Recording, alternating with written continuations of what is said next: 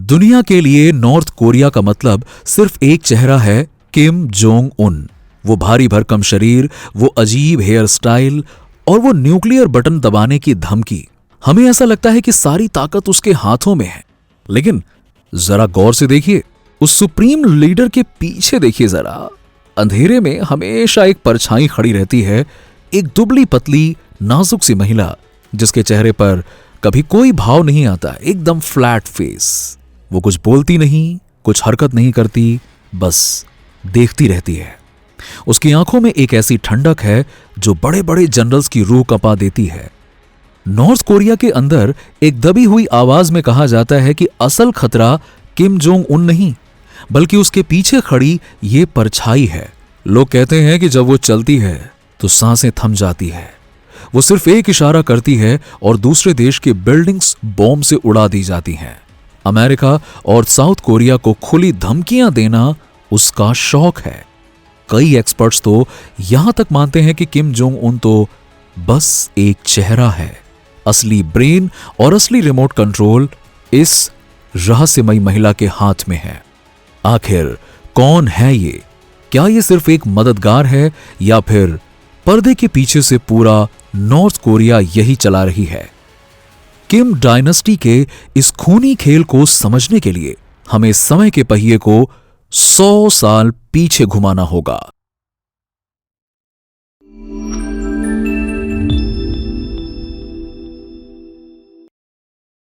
इस अंधेरे दौर की शुरुआत होती है साल 1910 से। अब ये वो दौर था जब कोरिया का अस्तित्व खतरे में था। जापान ने कोरियन पेनिनसुला पर कब्जा कर लिया था और अगले 35 सालों तक जापान ने कोरिया के लोगों को गुलामों की तरह रखा। उनकी जमीनें छीन ली गईं, उनसे जबरदस्ती मजदूरी कराई गई, उनकी भाषा, कल्चर और पहचान को मिटाने की बेहद क्रूर कोशिशें की गईं।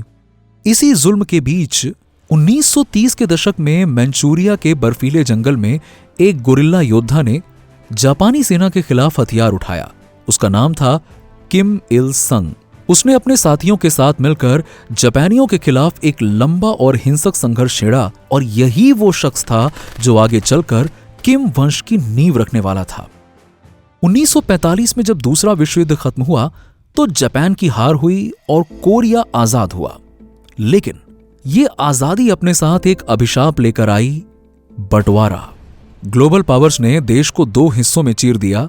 38 पैरेलल लाइन ने एक मुल्क के दो टुकड़े कर दिए। साउथ में अमेरिका समर्थित बना साउथ कोरिया और नॉर्थ में सोवियत यूनियन के समर्थन से जन्म हुआ नॉर्थ कोरिया का। किम इल संग ने नॉर्थ कोरिया की सत्ता संभाली, लेकिन सिर्फ सत्ता काफी नहीं थी। उसे जनता की नजरों में अमर होना था। अपनी पकड़ को मजबूत करने के लिए उसने एक झूठ की बुनियाद रचनी शुरू कर दी, जिसे आज पैक टू ब्लड लाइन कहा जाता है। मशहूर लेखिका एन्ना फीफील्ड ने अपनी किताब द ग्रेट सक्सेसर में इसका जिक्र किया है कि कैसे ये झूठ फैलाया गया।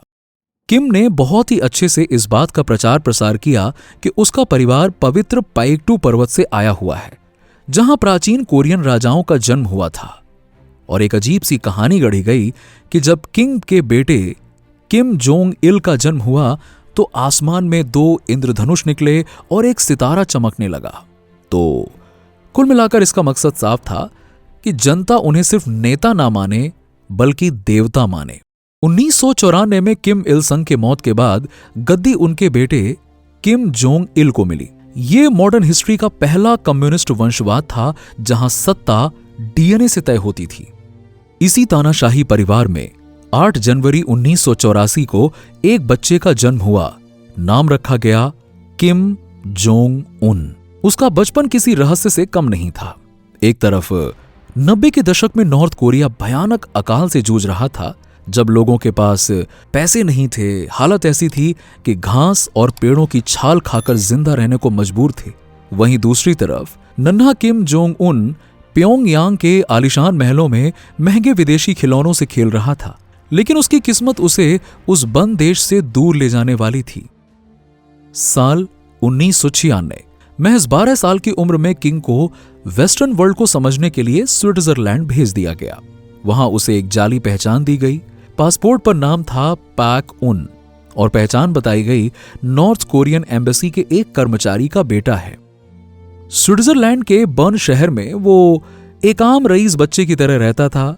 उसे बास्केटबॉल का जुनून था। वो घंटों कोर्ट पर पसीना बहाता, शिकागो बुल्स की जर्सी पहनता और अपने जूतों के कलेक्शंस पर गर्व करता। उसके क्लासमेट्स को कभी भनक तक नहीं लगी कि उसके साथ लंच करने वाला वो शर्मीला सा लड़का फ्यूचर का सबसे खतरनाक तानाशाह बनने वाला है। वहां उसने डेमोक्रेसी देखी, आजादी देखी, एक नई दुनिया देखी। लेकिन कहानी में असली मोड़ तब आया जब साल 2001 में जैसे ही उसकी 9th क्लास कंप्लीट हुई, उसके पिता ने उसे अचानक से वापस नॉर्थ कोरिया बुला लिया। अब वापस बुलाने का मकसद उसे आजादी देना नहीं था, बल्कि उसे शासन करने के लिए तैयार करना था। वापस आते ही उसे किम इल संग मिलिट्री यूनिवर्सिटी में डाल दिया गया ताकि वो सेना और राजनीति के दांव पेच सीख सके और समझ सके कि सत्ता को कैसे कंट्रोल किया जाता है। दरअसल अधिकार की दौड़ में वो अकेला नहीं था। यहां पे उसके 2 भाई और थे। सबसे बड़ा भाई किम जोंग नाम, जो कभी पिता का लाडला था, वो पिता की नजरों से गिर चुका था। वजह थी वो फर्जी पासपोर्ट पर जापान के डिज्नीलैंड जाते हुए पकड़ा गया था, जिसने पूरे परिवार की नाक कटवा दी थी। दूसरा भाई किम जोंग चुल, जो पिता को बहुत नरम दिल और कमजोर लगता था, जो देश को संभालने के लायक नहीं लगता था। बचा यहां पे सबसे छोटा बेटा Kim Jong Un. Kim Jong Un में उसके पिता को वो क्रूरता, वो जिद, वो महत्वाकांक्षा दिखी जिसकी उन्हें तलाश थी। नॉर्थ कोरिया के सरकारी टीवी पर एक एंकर काले कपड़ों में रोते हुए खबर पढ़ रही थी। प्रिय नेता किम जोंग इल अब नहीं रहे। उनकी मौत ट्रेन में हार्ट अटैक की वजह से हो गई थी। महज 27 साल की उम्र में बिना किसी अनुभव के किम जोंग उन अब सुप्रीम लीडर था। दुनिया को लगा कि विदेशी शिक्षा प्राप्त ये युवा शायद देश में सुधार लाएगा, शायद वो अपने देश के दरवाजे खोलेगा। लेकिन किम ने सुधार नहीं बल्कि सफाई यानी कि पर चुनी। सत्ता संभालते ही उसे लगा कि पिता के पुराने जनरल्स और वफादार उसे गंभीरता से नहीं ले रहे। उसे अपनी ताकत दिखानी थी, और तानाशाही में ताकत दिखाने का एक ही तरीका होता है, खौफ। साल 2012 सबसे पहला शिकार बने सेना प्रमुख री योंग हो। एक दिन अचानक से खबर आई कि वो बीमार हैं और अगले ही पल वो गायब हो गए। रिपोर्ट्स के मुताबिक उन्हें गोली मार दी गई। किम ने अपने ही सगे फूफा और पॉलिटिकल गुरु जैंग सोंग थाई को निशाना बनाया। अब जैंग को सरकार का नंबर 2 आदमी माना जाता था, जो किम जोंग उन के बाद सबसे बड़े ओहदे पे था। वो चाइना के साथ रिश्तों के प्रमुख थे। एक पार्टी मीटिंग के दौरान लाइव टीवी पर सैनिकों ने इस बुजुर्ग नेता को कुर्सी से घसीट कर बाहर निकाला। उन पर राजद्रोह और भ्रष्टाचार का आरोप लगा, लेकिन सजा ऐसी थी जिसे सुनकर रूह कांप जाए। रिपोर्ट्स बताती हैं कि उन्हें एंटी एयरक्राफ्ट गन्स के सामने सबसे पहले खड़ा कर दिया गया और फिर उड़ा दिया गया, ताकि उनके शरीर का कोई नामो निशान न बचे। ये किम का अपनी ही फैमिली और पूरी एलीट क्लास को स्पष्ट संदेश था, मेरे खून का रिश्ता भी तुम्हें बचा नहीं सकता।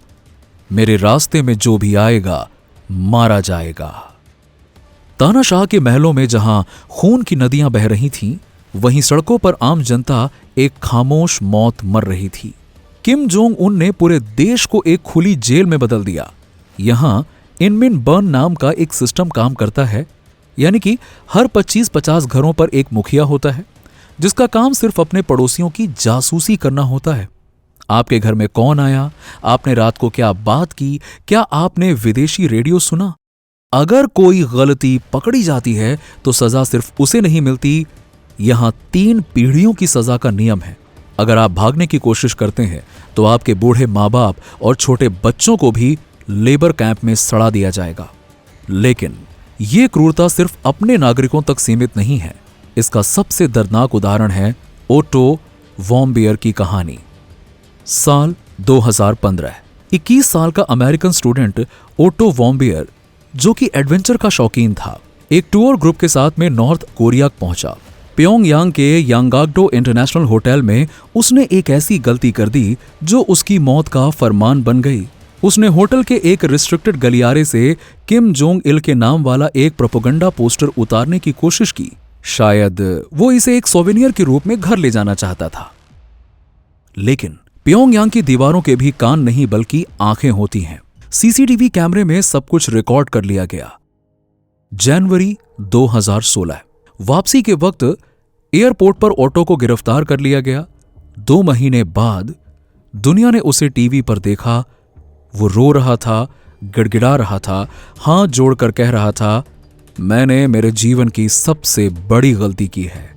लेकिन किम के दरबार में माफी की जगह नहीं होती। उसे 15 साल की कठोर कैद की सजा सुनाई गई। 17 महीने बाद जून 2017 में जब उसे अमेरिका वापस भेजा गया तो वो कोमा में था। वो अंधा और बहरा हो चुका था। डॉक्टर्स ने बताया कि उसके दिमाग को भारी नुकसान पहुंचा था, जैसे उसे बेरहमी से पीटा गया हो। अमेरिका पहुंचने के कुछ ही दिनों बाद उसकी मौत हो गई। एक पोस्टर, सिर्फ एक कागज के टुकड़े के लिए किम जोंग उन की सरकार ने एक हंसते खेलते नौजवान को जिंदा लाश में बदल दिया। तानाशाही सिर्फ डंडे से नहीं, दिमाग से भी चलती है। किम जोंग उन ये सुनिश्चित करता है कि नॉर्थ कोरिया का हर बच्चा उसे भगवान माने। स्कूल्स में बच्चों के लिए 81 घंटे का स्पेशल कोर्स अनिवार्य किया गया है। और यह कोई साइंस या मैथ्स का कोर्स नहीं है। इसमें सिर्फ किम जोंग उनकी बहादुरी के झूठे किस्से रटाए जाते हैं। बच्चों को पढ़ाया जाता है कि किम ने 3 साल की उम्र में कार चला ली थी, 9 साल की उम्र में नाव की रेस जीत ली थी और वो एक महान संगीतकार हैं। इस ब्रेन वॉशिंग का असर इतना गहरा है कि जनवरी 2020 में एक दिल दहला देने वाली रिपोर्ट सामने आई थी। एक घर में आग लगने पर एक मां ने अपनी ममता दिखाई और आग से अपने 2 बच्चों को बचा लिया। लेकिन इस चक्कर में दीवार पर लगी किम परिवार की तस्वीर जल गई।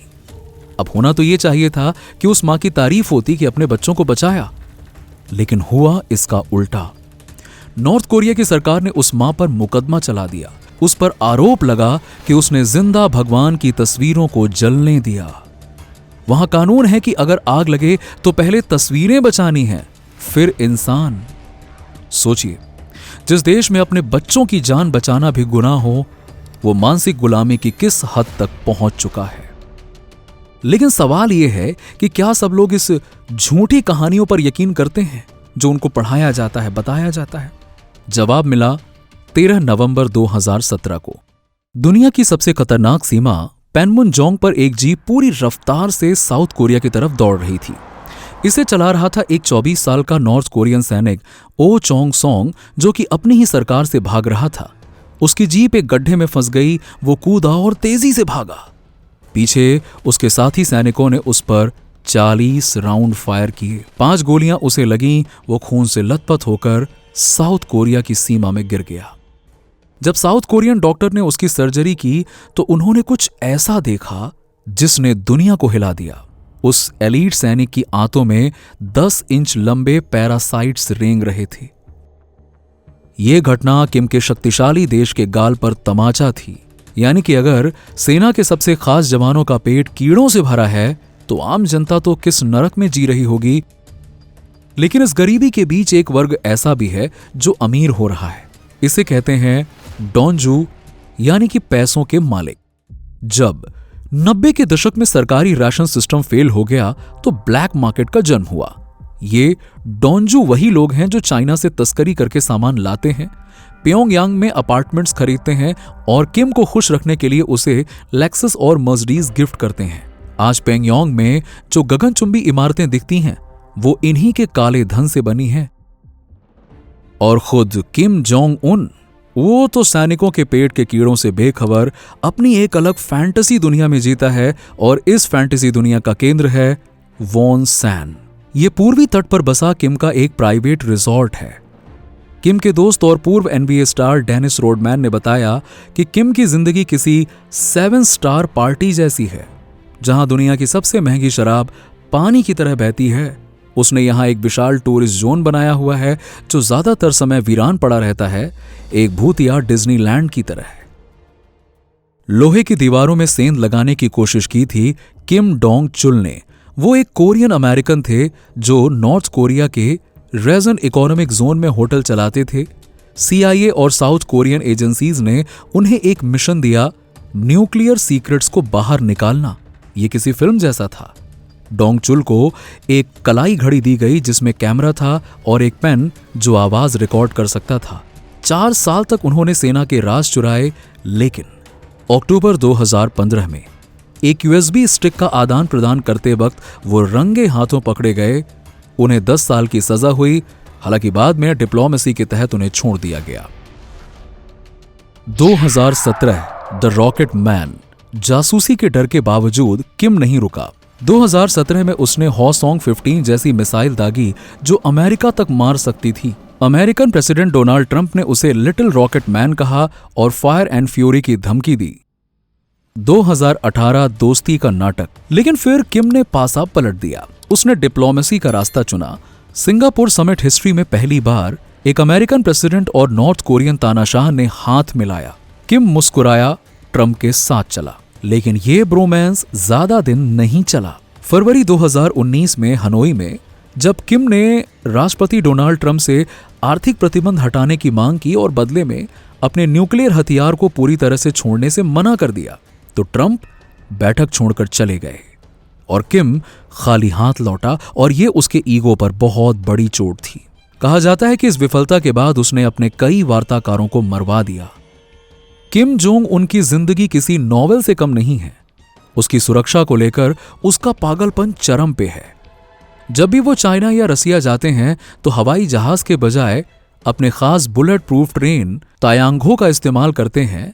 ये परंपरा उनके पिता और दादा ने शुरू की थी, जिसमें एंटी एयरक्राफ्ट मिसाइल लगे हुए हैं और अंदर 5 स्टार होटल जैसी सुविधाएं मौजूद हैं।